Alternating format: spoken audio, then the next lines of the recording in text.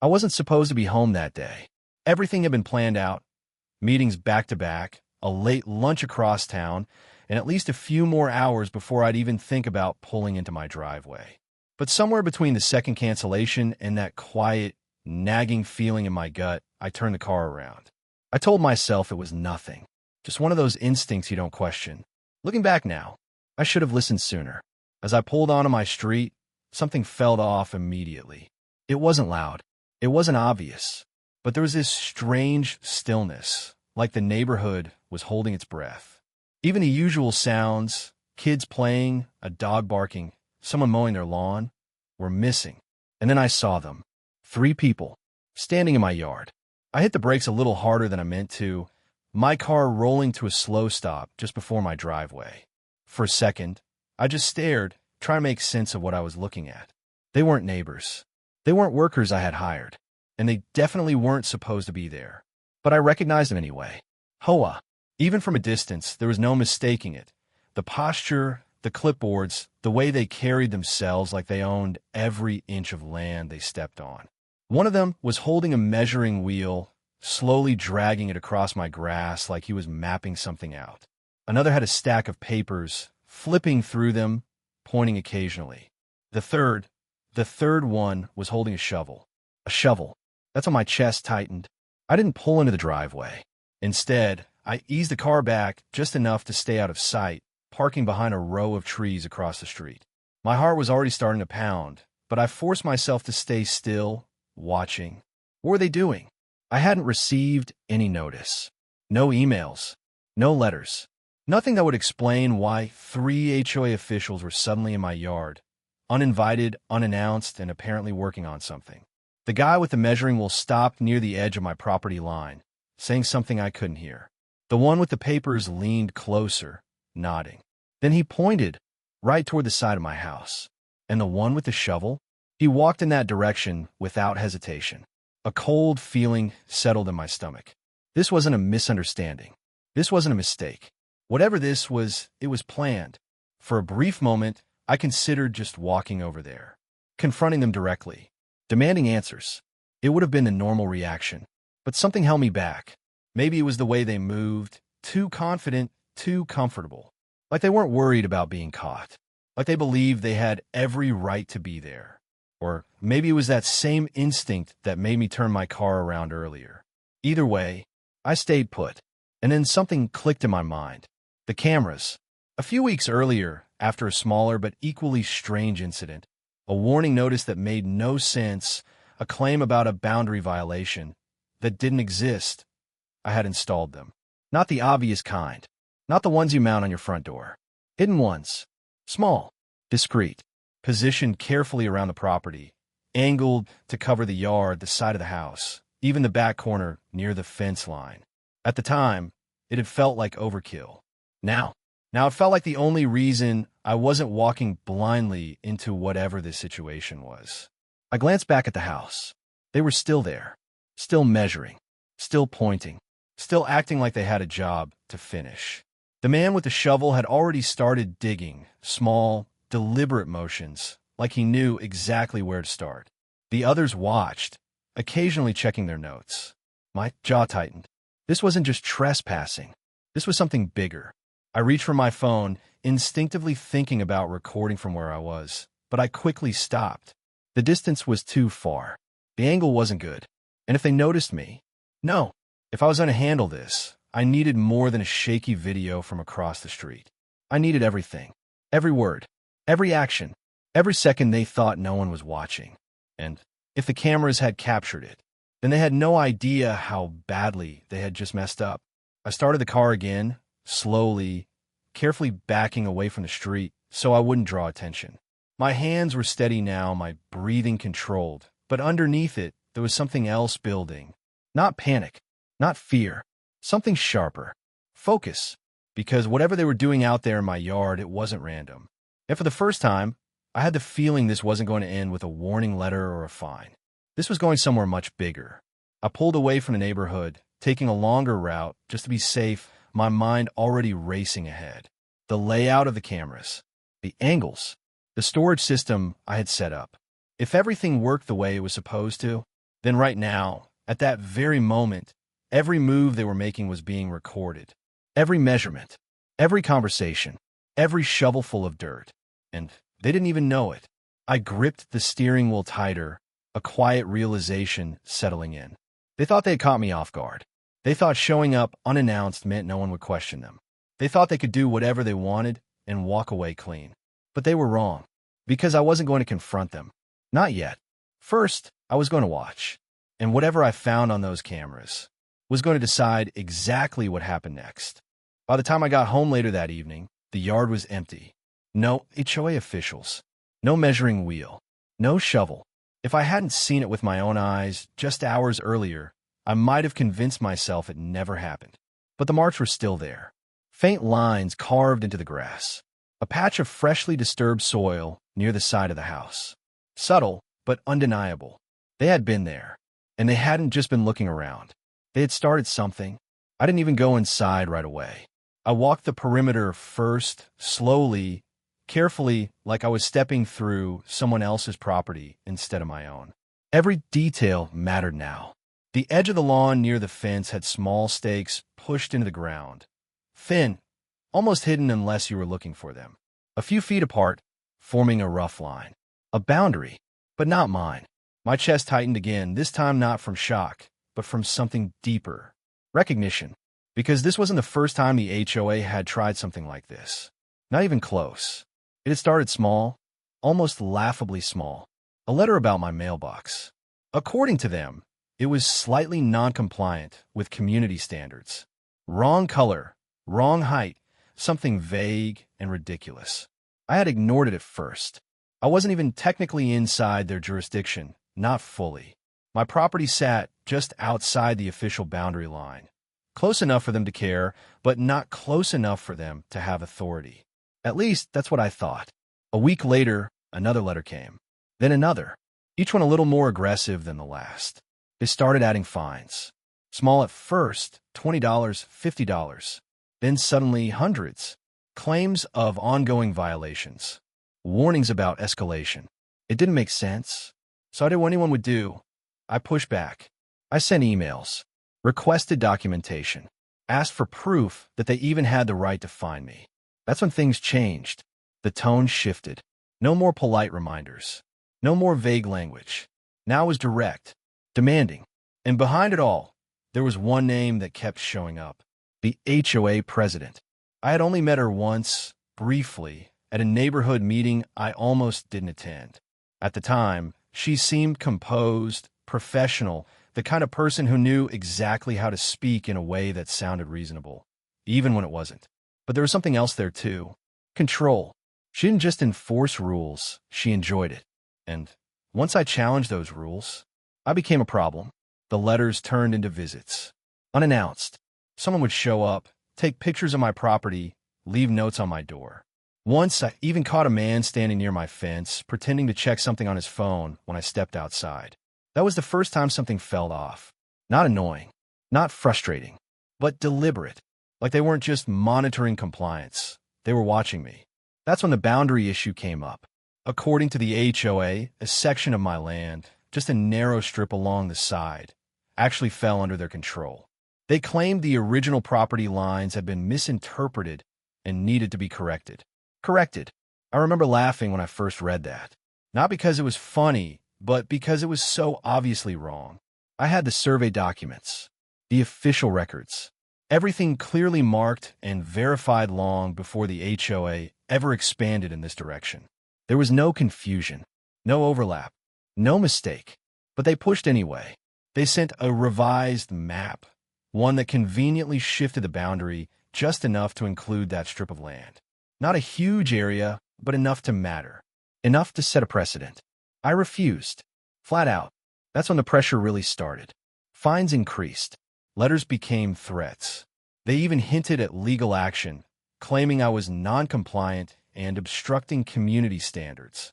Neighbors started acting differently too. Not openly hostile, but distant, quiet, like they didn't want to be associated with whatever was happening between me and the HOA. And I understood why. Because if they were willing to push this hard over a small piece of land, what else were they capable of? Then came the incident that changed everything. About 3 weeks before today, I came home to find a notice taped to my door. Nothing unusual there, except I hadn't received any prior warning. It claimed I had violated a landscaping rule, something about unauthorized modifications. But I hadn't changed anything, not a single thing. That's when I checked around the property more carefully. And that's when I noticed it. Footprints, faint but visible near the side yard, right where the disputed boundary was. Someone had been there, on my property, without permission. That night, I ordered the cameras.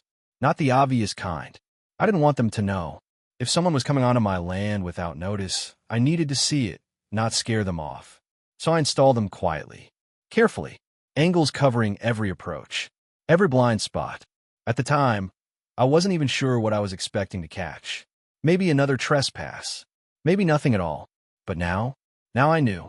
This wasn't about a mailbox, or landscaping, or community standards. This was about land. That strip of property they kept bringing up, they wanted it. And they weren't planning to ask. They were planning to take it. I stepped back from the disturbed soil in my yard, looking at those small stakes again, the faint line they created. It matched the map they had sent. Exactly. My jaw tightened. So this was the plan. Show up when I'm gone. Mark the land. Start the work. And then what? Claim it was already done? Already approved? Already corrected? A slow, quiet takeover, one step at a time, until it was too late to fight back. Unless I had something they didn't expect. I turned toward the house, my mind already focused on one thing. The footage. Because if the cameras caught what I thought they did, then this wasn't just harassment anymore. This was proof. And for the first time since this whole thing started, I had the feeling the balance was about to shift. I didn't even turn on the lights when I walked inside. The house was quiet, too quiet, but my focus wasn't on anything around me. It was locked on one thing only. The footage. I moved straight to my desk, pulled out my laptop, and opened the security system. My fingers hovered over the trackpad for a second, not from hesitation, but from anticipation, because whatever was on those recordings was about to change everything. I pulled up the camera feed from earlier that day and rewound it to just before the time I'd seen them in the yard. The screen flickered for a moment. Then, movement. There they were. 3 figures walking into my property like they belonged there. No hesitation. No checking around. No concern about being seen. That alone said a lot. I leaned closer to the screen. The angle from the first camera showed the front portion of the yard clearly. The man with the measuring wheel stepped forward, rolling it across the grass in a straight line. Behind him, the one with the clipboard checked something on the paper. Then the audio kicked in. "Should be right about here," one of them said. "Clear. Too clear." I felt my chest tighten as I adjusted the volume. "You sure?" Another voice replied. "Yeah. According to the revised layout, this section falls under HOA control now." Revised layout. My jaw clenched. So they weren't just guessing. They were working off that fake map. The man with the clipboard pointed toward the side of the house, the exact same spot they had been arguing about for weeks. "We mark it today," he said.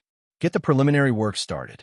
Once it's in motion, it's a lot harder for him to push back." I froze. Not from confusion this time. From clarity. This wasn't enforcement. This was strategy. I quickly switched to another camera angle, this one covering the side yard. The man with the shovel stepped into view. Without hesitation, he drove the blade into the ground. Once. Twice. Then again. Small cuts at first, like he was testing the soil. But then he started digging with more confidence, carving out a shallow line along the path they had measured. Behind him, the others watched. "He's not supposed to be back until Friday, right?" the shovel guy asked. "Yeah," clipboard replied. "We got time." I let out a slow breath, my eyes locked on the screen. They really believed I was gone, that they had a window. "That's why we do it now," the third voice added. "By the time he notices, it'll already be documented as HOA managed land. And it's just paperwork. Paperwork." I almost laughed, but there was nothing funny about it. They were planning to take part of my property and then bury it under documentation so deep I wouldn't be able to fight it. I scrubbed forward in the footage. Minutes passed. The line in the dirt became clearer. Stakes were placed along it, exactly where I had seen them earlier. Then something else caught my attention. The man with the clipboard pulled out his phone. "Did you send the notice?" he asked. "Yeah," the other replied. "It'll hit his mailbox tomorrow. Landscaping violation. Unauthorized modification." My stomach dropped. So that was it. They were creating the violation themselves, digging into my property and then blaming me for it, setting me up. I paused the video for a second, staring at the frozen frame. Every piece of it clicked into place. The letters, the boundary dispute, the sudden escalation. This had never been about compliance. It had been building toward this. I hit play again. The footage continued. "Once the contractor comes in, we just extend it," shovel guy said, wiping his hands. "Make it look like part of the drainage correction." "And if he pushes back?" someone asked. There was a brief silence. Then the clipboard guy shrugged. "Let him. He'll have to prove it. By then, everything will already be filed." I leaned back slowly, my mind racing. They had thought this through. Every step, every excuse, every fallback. They weren't just trespassing. They were planning to rewrite reality. And if I hadn't come home early, if I hadn't installed these cameras, they might have actually gotten away with it. I switched to another angle, this one from the back corner of the property. From here, I could see all three of them clearly. Relaxed, talking casually. At one point, one of them even laughed. "That strip alone increases the value of the development," he said. "More room for the next phase." Next phase. So that was the real reason. It wasn't just about control. It was about expansion. My land was in their way. I felt something shift inside me then. The anger was still there, but it wasn't loud anymore. It wasn't chaotic. It had sharpened, focused, because now I wasn't guessing. I wasn't reacting. I knew exactly what they were doing. And more importantly, I had proof. Clear audio, clear video, intent, action, everything. I let the footage play all the way through. Watched as they finished marking the line. Watched as they packed up like nothing had happened. Watched as they walked off my property with the same confidence they had walked in with. Like they had just taken the first step in something irreversible. The screen went still. The yard empty again. But I didn't close the laptop. I just sat there for a moment, staring at it, letting everything settle. Because this wasn't just a violation anymore. This was a plan. A deliberate, calculated attempt to take something that wasn't theirs. And they thought they were ahead. They thought they had control. They thought I was days away from even realizing what they had done. I reached forward and saved the footage. Backed it up. Twice. Then I organized the clips, timestamps, angles, audio segments. Carefully. Methodically. Because if I wanted to play this game, I was going to play it better. I closed the laptop slowly, the weight of the situation settling into something steady. Not panic, not fear, but certainty. I wasn't going to confront them tomorrow. I wasn't going to send angry emails or demand explanations. No, I was going to let them continue. Let them dig.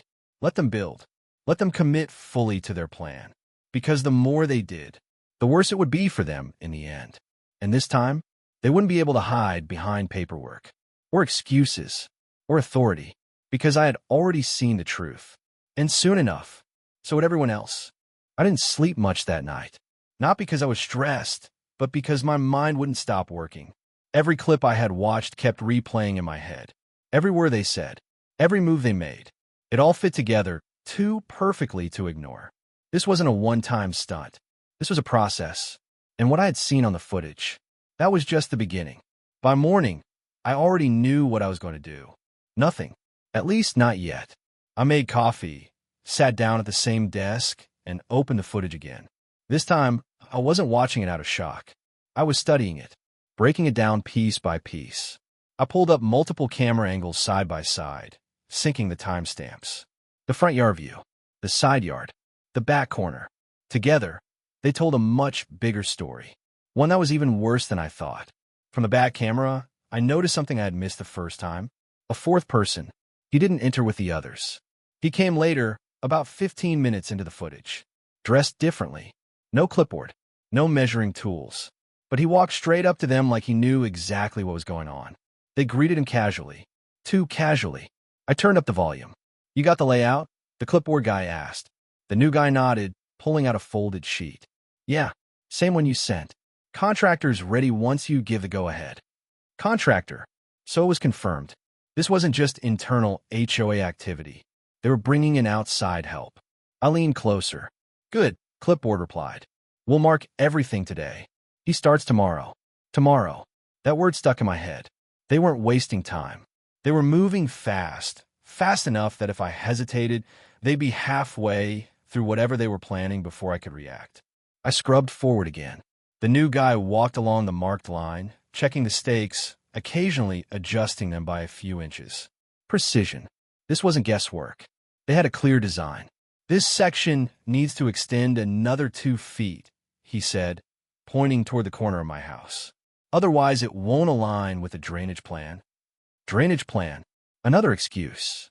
Another layer to make it look legitimate. And he won't notice? Shovel guy asked. The fourth man smirked.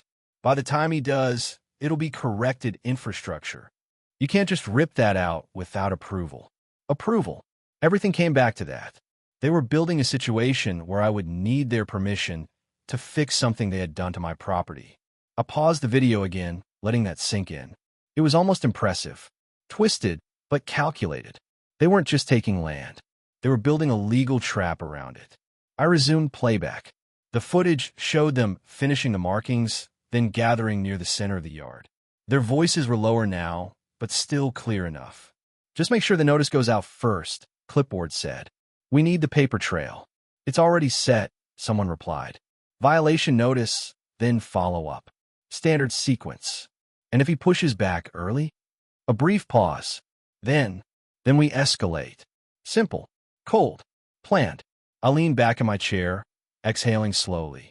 So that was the structure. Step 1. Create the violation. Step 2. Document it. Step 3. Act on it. Step 4. Force compliance. And somewhere in the middle, take what they wanted. I glanced at the time on the footage again. If what they said was true, the contractor would be here today, which meant this was about to move from planning to action. I stood up, pacing slowly across the room, my thoughts aligning into something clearer. If I confronted them now, everything would stop. They'd backtrack, deny, maybe even try to spin it as a misunderstanding. And without them completing the work, the damage, legally speaking, would be limited. But if I waited, if I let them continue, they wouldn't just be trespassing. They'd be committing to it. Fully, irreversibly. I stopped pacing. That was the moment the decision locked in. I wasn't going to stop them. I was going to let them dig deeper. I returned to the desk and started organizing everything. Clips sorted by time. Audio segments labeled. Screenshots taken at key moments. Every detail mattered, because when this came out, it couldn't just be convincing. It had to be undeniable.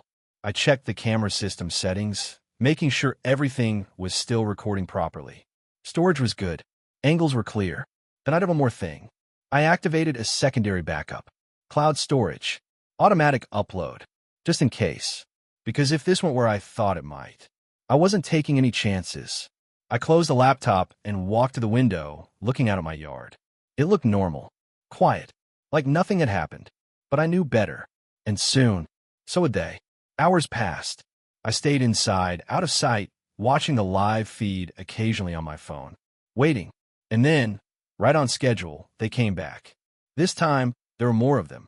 The same 3 HOA members. The fourth guy. And behind them, a truck. I felt my pulse steady, not spike. Because this was exactly what I had expected. The truck pulled up near the edge of the property, and a man stepped out, different from the others. Work clothes. Tools in hand. The contractor. He looked around briefly, then walked over to the group. Where do you want me to start? He asked. The clipboard guy pointed directly at the line they had marked the day before. Right here. Follow the stakes. Extend it all the way through. The contractor nodded. No hesitation. No questions. Just work. I watched as he unloaded his equipment, setting everything up with practiced efficiency. This was happening. For real. Not just plans. Not just talk. They were about to physically change my property, and they believed they had every right to do it. I leaned against the wall, arms crossed, eyes fixed on the screen. There was no turning back now. Not for them, and not for me, because every second they worked, every inch they changed, every instruction they gave, it was all being recorded, documented, saved, And the deeper they went, the harder it would be for them to ever deny it. I let out a slow breath, the final piece of a strategy settling into place. They thought they were building a case, but they weren't. They were building evidence against themselves, and I was going to let them finish. By mid-afternoon, my yard didn't look like my yard anymore. It looked like a construction site. I stood inside, just out of sight, watching everything unfold through the live camera feeds on my phone. The contractor had wasted no time. What started as a few shallow cuts in the soil had turned into a defined trench running straight across the disputed strip. Clean, intentional, permanent. Exactly what they wanted. The stakes they had placed the day before were now guideposts, and the contractor followed them with almost mechanical precision. Every few minutes, one of the HOA members would step in, pointing, adjusting, correcting. "Keep it aligned with that mark," the clipboard guy said, gesturing toward the corner of my house. 2 feet out from the original line, the fourth man added, "We need consistency all the way through." Consistency. I almost shook my head. They talked about it like they were improving something, like they were fixing a problem. But this problem? They created it. The contractor paused for a moment, wiping sweat from his forehead as he looked over the trench. "You sure about this boundary?" he asked. "This looks like private property." There it was. A flicker of doubt. For a second, I wondered if that would be enough to slow things down. But then the clipboard guy stepped forward, confidence dripping from every word. "It's already been reviewed," he said. "HOA jurisdiction. You're covered." The contractor hesitated just slightly. Then he nodded and kept digging. I exhaled slowly. That was important. Very important. Because now it wasn't just blind work. There had been a question, a concern, and they had overridden it. On record. I bookmarked the timestamp immediately. Every second like this mattered. The trench deepened as the hours passed. What started as a narrow line in the dirt was now a visible scar cutting through my property. Sections of grass were peeled back, soil piled to the side. Even part of a small landscaping border I had installed months ago was ripped out without hesitation. Destroyed. Just like that. And the HOA members? They stood there, watching it happen. Not worried, not rushed, just satisfied. At one point, the shovel guy laughed. "Looks better already," he said. Better. The word hit harder than it should have. I tightened my grip on the phone, forcing myself to stay still. Stay focused. Because reacting now would ruin everything. This wasn't about stopping them anymore. It was about letting them finish. Because the more they did, the worse this would be for them. The contractor eventually brought in heavier equipment from the truck. Nothing massive, but enough to speed things up.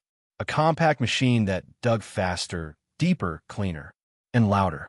The sound filled the air, breaking the silence of a neighborhood that had felt so eerie earlier.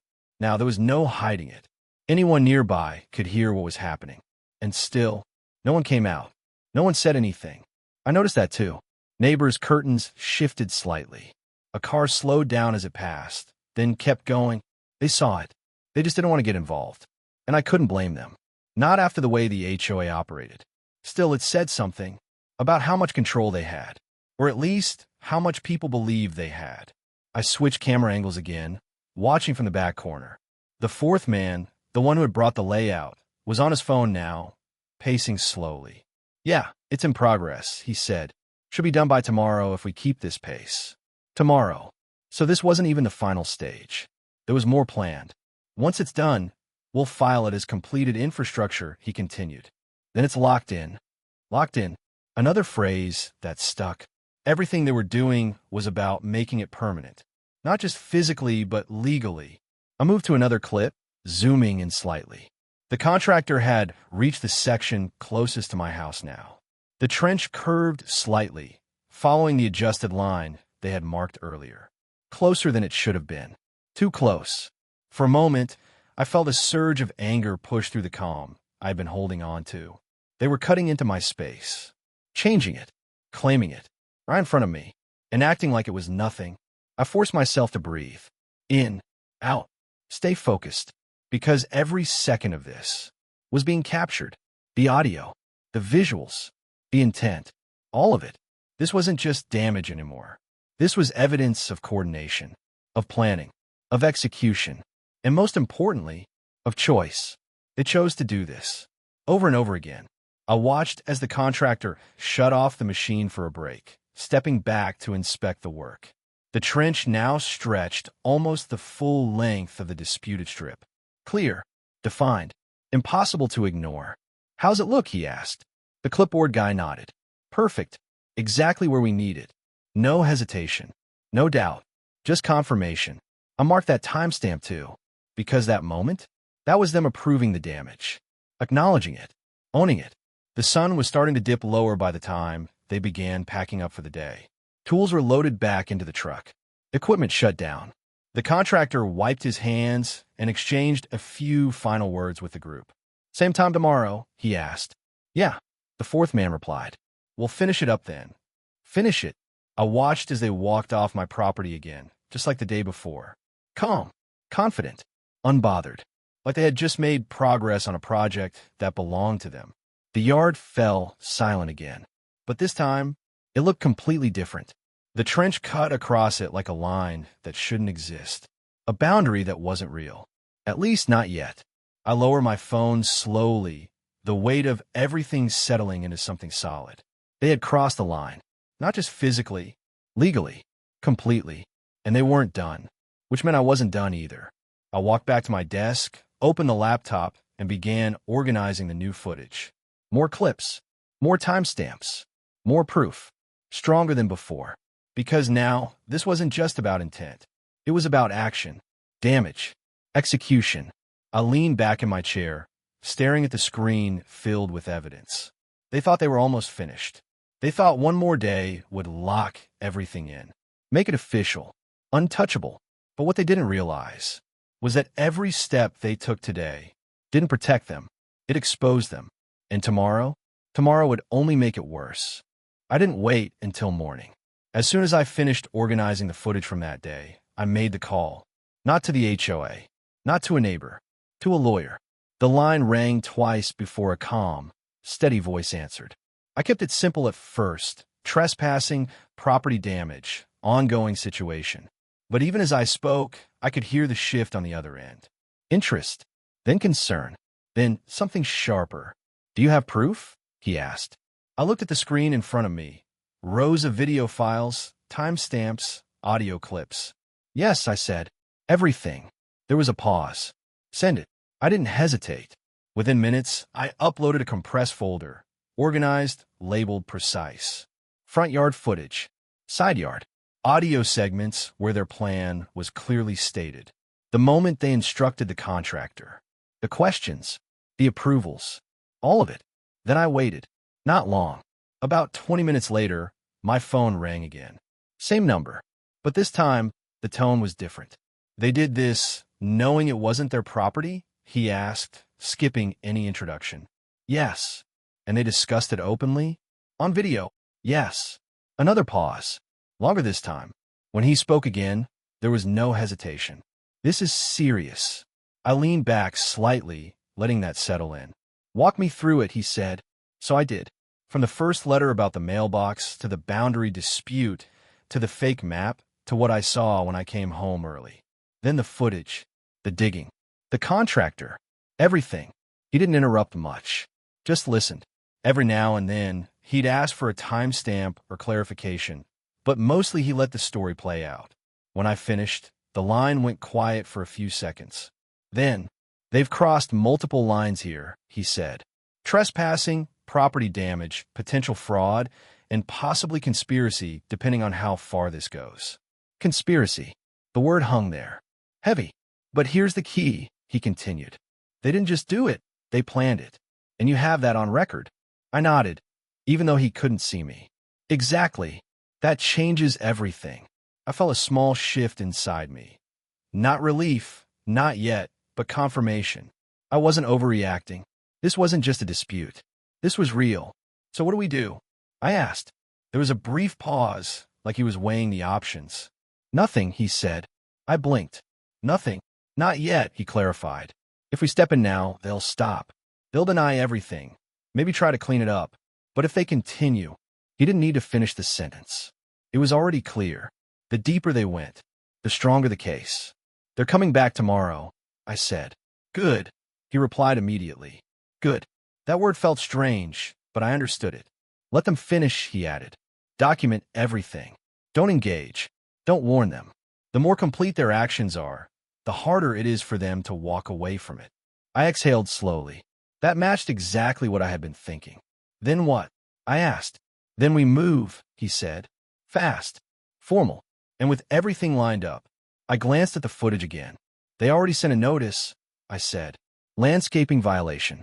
It's supposed to arrive tomorrow. There was a slight shift in his tone. Perfect. I frowned slightly. Perfect. That's your paper trail, he explained. They're creating a record that ties directly into their actions. If the timing matches, and it will, it shows intent. Intent. Everything came back to that. They think that notice protects them, he continued. But combined with your footage, it does the opposite. I felt something settle into place. A quiet certainty. They're building their own case against themselves, I said. Exactly. For the first time since this started. I almost smiled. We went over the next steps in detail. What to document. How to store it. What to avoid doing. Do not confront them, he repeated. No calls. No emails. No interaction at all. Understood. And back up everything. Multiple copies. Already done. Good. There was a brief pause before he added one more thing.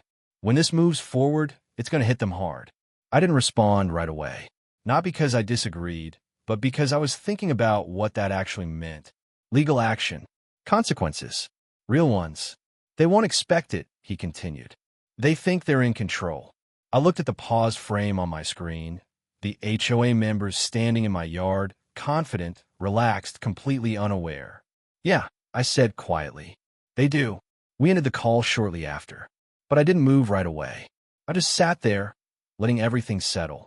Because now, this wasn't just about reacting. It was about timing. Precision. Letting the situation reach the exact point where it couldn't be undone. I glanced at the clock. Tomorrow, they would be back. They would finish what they started. And they would believe, right up until the very end, that everything was going according to their plan. I stood up and walked to the window again, looking out at the yard. The trench was still there, dark against the grass. A line that shouldn't exist. But soon, it wouldn't be their line anymore. It would be evidence. I turned away, heading back to the desk one last time. There was one more thing to do. Preparation. I opened a new folder, labeled it clearly, organized everything inside, clips, screenshots, notes, timestamps. Then I created a separate document, a timeline, from the first HOA letter to today. Every detail in order. Clear, structured, unavoidable. Because when the time came, this wouldn't just be a complaint. It would be a case. And they wouldn't be ready for it. I closed the laptop slowly, the plan fully set now. Tomorrow, they would finish their work. And after that, I would finish mine. The meeting was scheduled for 6 p.m. Formal notice. Mandatory attendance. Exactly what I expected. The letter had arrived that morning, right on time, claiming I was in violation of multiple HOA regulations. Unauthorized landscaping changes. Non-compliance. Potential penalties if not resolved immediately. I read it once, then set it aside, because by then the trench was finished. They had come back earlier that day. Same group, same confidence, same certainty that everything was under their control. The contractor wrapped up the final section, smoothed out the edges, and packed his equipment like it was just another completed job. By the time they left, it looked official, deliberate, permanent, exactly what they wanted, and exactly what I needed. Now all that was left was to let them explain it. The meeting was held in the HOA community building, a place I had only been to once before. Same polished exterior, same quiet authority. But this time I wasn't walking in blind. I pushed the door open and stepped inside. A few heads turned immediately. Word had clearly spread. Some of the same neighbors who had avoided eye contact for weeks were there, seated along the sides. Quiet, watching, curious. At the front of the room sat the HOA board. And right in the center, the president, composed as ever, confident, like she had already decided how this was going to end. Glad you could make it, she said, her tone controlled, almost polite. I nodded slightly, taking a seat across from them. I received your notice, I said calmly. Good, she replied. Then you understand the seriousness of the situation. I didn't respond. I just waited, because I knew how this worked. They needed to talk first. They needed to build their version of the story. And I was going to let them. The clipboard guy stood up, holding a folder. We've documented unauthorized modifications to the landscaping along the east boundary of your property, he began. These changes violate HOA standards and impact planned infrastructure improvements. Planned infrastructure. I kept my expression neutral. He continued, flipping through the pages. The trench that was recently installed falls within HOA jurisdiction based on the revised property layout. As such, any interference or alteration without approval is considered non-compliant. There it was. The script. Clean, structured, confident, completely false. And due to the extent of the violation, he added, you may be subject to fines, corrective action, and potential legal enforcement if the matter is not resolved. Silence filled the room when he finished. All eyes shifted to me, waiting, expecting pushback, emotion, confusion. But I gave him none of it. Instead, I leaned forward slightly, resting my hands on the table. Are you finished? I asked. The president nodded. For now. I paused for just a moment. Then, good. I reached into my bag and pulled out my laptop, setting it down in front of me. A few of them exchanged quick glances. Confusion at first. Then curiosity. What is this? The president asked. I opened the screen, calm, steady. This, I said, is my response. I turned the laptop so it faced them, clicked once, and hit play. The room filled with the sound of their own voices. Should be right about here. The first clip. Clear. Undeniable. The measuring wheel rolling across my yard. The clipboard. The shovel. Every movement exactly as it happened. The shift was immediate. You could feel it. The confidence at the table cracked. Slightly at first. Then more. That's... One of them started. I didn't stop the video. I let it play. According to the revised layout, this section falls under HOA control now. Their words, not mine. The president's expression tightened, her posture stiffening. I clicked to the next clip. The side yard. The digging. The stakes being placed. Once it's in motion, it's a lot harder for him to push back. A murmur spread through the room. Quiet. Uncomfortable. Neighbors shifting in their seats. I kept going. Next clip. The contractor. You sure about this boundary? It's already been reviewed. HOA jurisdiction. You're covered. The moment hung there. Heavy. Irrefutable. No, this is out of context, the clipboard guy said quickly, his voice losing its edge. You're misrepresenting. I clicked again. He's not supposed to be back until Friday, right? We've got time. Silence. Complete silence. The kind that fills a room when there's nothing left to argue. I let the video run a few seconds longer, then paused it, looked up, straight at them. You enter my property without permission, I said calmly. You planned it. You discussed it. You executed it. And you documented it yourselves. No one spoke. Not immediately. The president finally leaned forward, her voice tighter now. This doesn't prove. It proves intent, another voice interrupted. My lawyer. He had been sitting quietly near the back, unnoticed until now.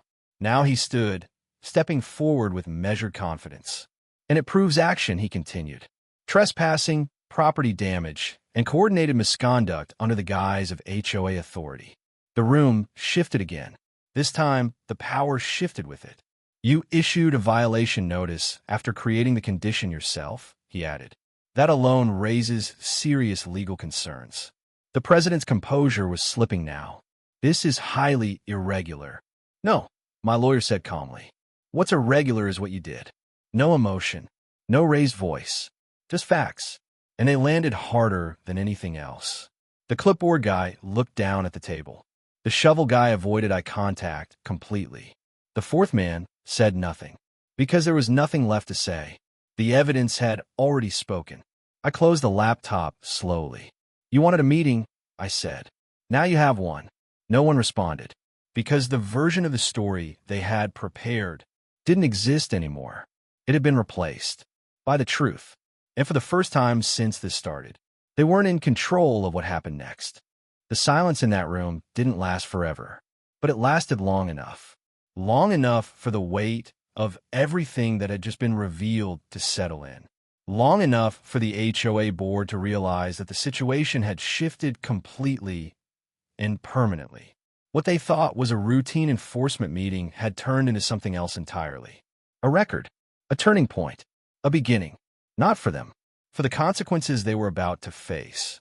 Within days of that meeting, things moved quickly, faster than they expected, slower than they hoped. Formal complaints were filed immediately. My lawyer initiated legal proceedings based on the footage, the documented timeline, and the coordinated actions captured on camera. Trespassing was the first issue. Clear, undeniable. They had entered private property without consent. Not once, but repeatedly. Then came the damage. The trench. The altered landscape. The contractor's work, done under their direction, without proper authorization. And most importantly, the intent behind it. Because the footage didn't just show what they did. It showed why they did it. Emails were reviewed. Notices were examined. Their own internal communications began to surface as part of the discovery process. What emerged painted a much bigger picture than just a single incident. This wasn't an isolated mistake. It was a pattern of behavior. And now it was documented. Neighbors who had once stayed silent started paying attention. Some came forward as witnesses, mentioning similar experiences. Unusual notices. Pressure from the HOA. Inconsistencies in how rules were enforced. Not everyone had been targeted the same way, but enough had noticed. Enough to matter. The HOA board tried to respond. At first, they denied everything. Claimed misunderstanding. Claimed jurisdiction. Claimed the footage was being taken out of context. But context didn't change what was visible, or audible, or time-stamped. The evidence was too consistent, too complete. Their position began to weaken. Publicly, legally, internally. Meetings were called within the HOA itself. Tension grew among members. Some distanced themselves from the actions entirely, stating they had no knowledge of the plan. Others resigned. Quietly. Within weeks, the structure of the board began to shift.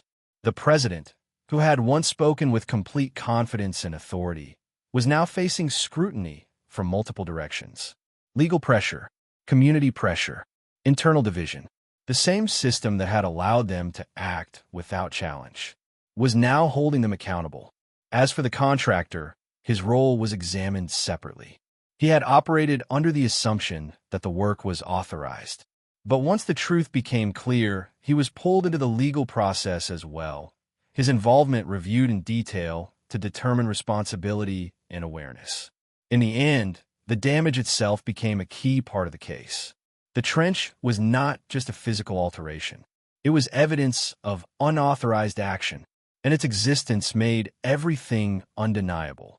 Eventually, a resolution began to take shape. Not overnight, not quietly, but through formal legal channels. The HOA was required to address the damages. Financial restitution was discussed. Structural corrections were mandated. And oversight of their operations came under stricter review. Some members of the board stepped down entirely. Others were replaced. The dynamic that had once defined the neighborhood began to change. Slowly, but noticeably. And through it all, I stayed out of the spotlight. I didn't engage publicly. I didn't make statements. I didn't turn the situation into something bigger than it needed to be. Because the outcome spoke for itself. One afternoon, weeks after the meeting, I stood in my yard again. The trench was still visible, though partially filled and marked for repair. Work crews, this time properly authorized, were there restoring the area, correcting what had been altered. This time, everything was documented, approved, legitimate.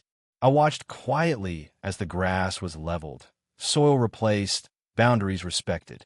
The same space that had once been used as a line in someone else's plan was being returned to its rightful state. And as I stood there, I thought back to that moment. The moment I came home early. The moment I saw them in my yard. If I had reacted immediately, if I had confronted them without evidence, everything might have gone differently. But instead, I had chosen to watch, to gather, to wait. And that decision changed everything. Not because I fought louder, but because I fought smarter. The lesson wasn't complicated, but it was powerful. When people act in the dark, they rely on the assumption that no one is watching. That assumption is their greatest weakness. Because once it's gone, so is their control. I took a slow breath, looking across the yard one last time. The space felt different now. Not because it had changed physically, but because the situation that once surrounded it was no longer hanging over it. The conflict hadn't just been resolved. It had been exposed. And in the end, that made all the difference. I turned and walked back toward the house, the quiet returning once again. But this time, it wasn't the same kind of quiet. It wasn't uncertainty. It wasn't tension. It was closure. And that was something they never expected to lose.